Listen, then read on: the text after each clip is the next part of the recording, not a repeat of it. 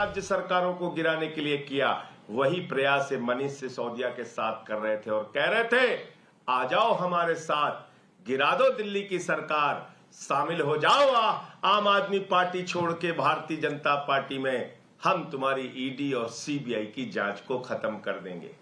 लेकिन उनको मालूम नहीं है ये आंदोलन के कोख से निकली हुई पार्टी है। यहां ऐसे भाजपाइयों के प्रयास कभी सफल होने वाले नहीं है। एक बार किया था इनके एक नेता ने प्रयास किया था और उस नेता के प्रयास में हमारे एक विधायक दिनेश मोहनिया ने खुद ही उसका स्टिंग ऑपरेशन कर लिया था। बीजेपी वाले नेता के जो पैसे देने की बात कह रहा था, पद देने की बात कह रहा था। तो ये आम आदमी पार्टी के नेता है, ये टूटने वाले नहीं है, ये तुम्हारी किसी भी बंदर घुड़की में फंसने वाले नहीं है। और इसलिए इस प्रकार का प्रयास मत करो। तुम्हारी फर्जी और झूठी कार्रवाइयों को पूरा देश देख रहा है और समय आने पर जवाब देगा। आपका कोई सवाल हो तो पूछो। किस तरीके से मैसेज या फोन आया, किस तरीके से ऑफर दिया गया? मैंने इतने नाम तो आपको बताए, मुकुल राय से लेके और शिंदे तक, पूरी की पूरी विधायकों की खरीद फरोख्त कर ली, सारी जांचें बंद कर दी, सारी कार्रवाइयां, सारे भ्रष्टाचार खत्म कर दिए। बताया तो सारे नाम। वही प्रयास मनीष सिसोदिया के साथ भी कर रहे थे। बीजेपी कह रही थी फोन तो सीबीआई ने जब्त कर दिया, तो कैसे ऑफर आया? अच्छा, खाली फोन माध्यम होता है? भाजपाइयों को पता नहीं किस किस माध्यम से वो काम करते हैं। आज के इस दुनिया में सिर्फ एक ही माध्यम रह गया है। फोन भी माध्यम है, मैसेज करवाना भी माध्यम है, मुलाकात भी माध्यम है, तमाम माध्यम है। भाजपाइयों के पास तमाम हथकंडे हैं। हथकंडे तो शिंदे के खिलाफ जो जानकारी मिली कि ईडी के अधिकारी तक फोन करके कह रहे थे टूट के चले जाओ भाजपा के साथ, तब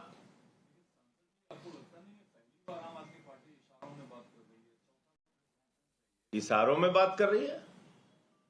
इशारों में बात कर रही है। आपने पढ़ी नहीं सीबीआई की एफआईआर? सारा कुछ सोर्सेस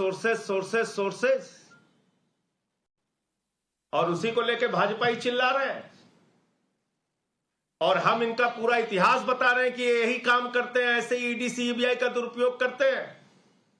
तो हम इशारों में बात कर रहे हैं।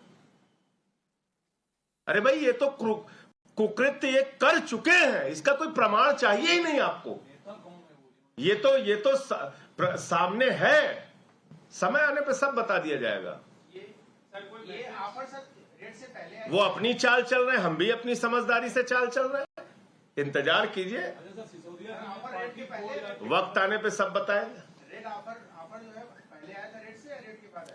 ये सब बताएंगे समय आने पे। लेकिन एक बात मैं आपको बता दे रहा हूं, मनीष सिसोदिया न टूटने वाले हैं न डरने वाले हैं, क्योंकि वो महाराणा प्रताप के वंशज हैं। आपकी इस प्रकार की बंदर घुड़कियों से और ईडी सीबीआई की फर्जी कार्रवाइयों से डरने वाले नहीं है। आज आम आदमी पार्टी जो कह रही है, इतना बता दीजिए, सिसोदिया साहब ने सीएम साहब को और पार्टी को कब बताया कि उनके पास कॉल आई? कब बताया उन्होंने?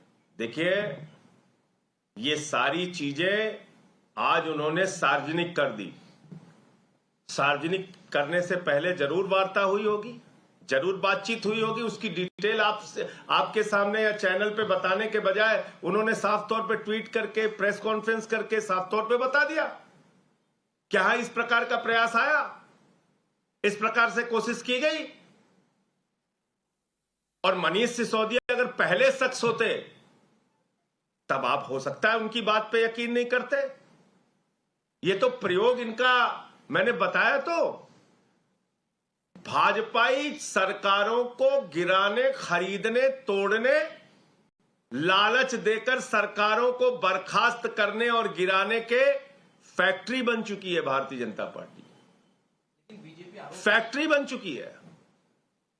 एक नहीं अनेक उदाहरण दे दिया। आपको तो पता भी नहीं चल पाया था तब। मनीष सिसोदिया ने तो कम से कम सामने आके बता दिया।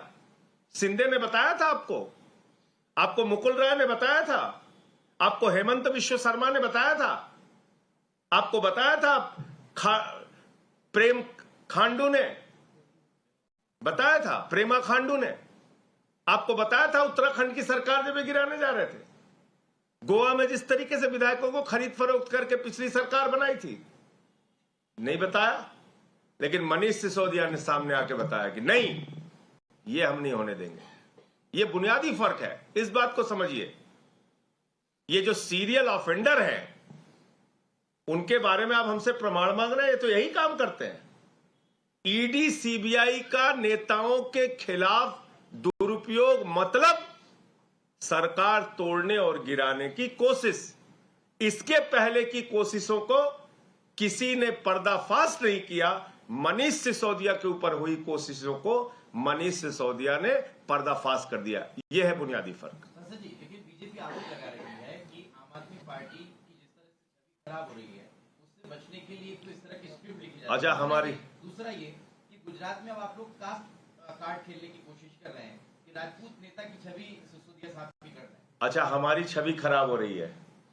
जिस पार्टी का राष्ट्रीय अध्यक्ष रक्षा सौदे में दलाली खाते हुए पकड़ा गया हो, जिस पार्टी के केंद्रीय मंत्री कहते हो पैसा खुदा तो नहीं लेकिन खुदा से कम नहीं, जिन लोगों ने भारत के शहीदों के ताबूत में घोटाला किया, जिन लोगों ने 10 लाख करोड़ रुपए अपने पूंजीपतियों का माफ कर दिया और 5 लाख करोड़ रुपए टैक्स माफ कर दिया, और जिनके राज में घोटालों का कीर्तिमान स्थापित हुआ और घोटालेबाजों को अपनी पार्टी में शामिल करके गंगा जल से पवित्र कर दिया, वो कह रहे हमारी छवि खराब हो रही। वो कह रहे हमारी छवि खराब हो रही है। अपने गिरेबान में झांक के देख। अच्छा, ये एक बड़ी अच्छी बात है भाजपाइयों की। मैं कल भी चैनल पे देख रहा था और बहुत सारे टीवी एंकर को भी देख रहा था।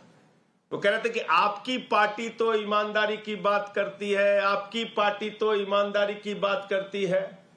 इसका मतलब इस देश के चैनल के सारे एंकर ये मानते हैं कि ईमानदारी की बात सिर्फ हम ही कर सकते हैं। भाजपा तो बेईमानों की फौज है ही है, वो तो करेंगे ही बेईमानी, उनसे सवाल नहीं है हमारा। कांग्रेस वाले बेईमानी करेंगे, उनसे सवाल नहीं है। आपकी पार्टी, हमारी पार्टी ईमानदार थी, ईमानदार है, ईमानदार रहेगी। लेकिन यह अच्छी बात मुझे लगी कल से जितने भी भाजपा वाले बोल रहे हैं और टीवी के एंकर्स कि आपकी पार्टी ईमानदारी की बात करती थी। इसका मतलब कि वो सारे लोग मानते हैं कि बीजेपी बेईमानों की फौज है, भ्रष्टाचारियों की फौज है। कांग्रेस और बीजेपी से ईमानदारी की बात करना भी बेकार है। धन्यवाद। You heard AAP leader Sanjay Singh once again addressing the press conference in Delhi on the CBI heat on their Deputy Chief Minister Manish Sisodia. Once again, Sanjay Singh, Aam Aadmi Party leader, only escalating the attack on BJP, saying that in fact the ruling dispensation has emerged as a factory that has excelled in terms of going after the opposition leaders and hounding them by misusing the Central Agency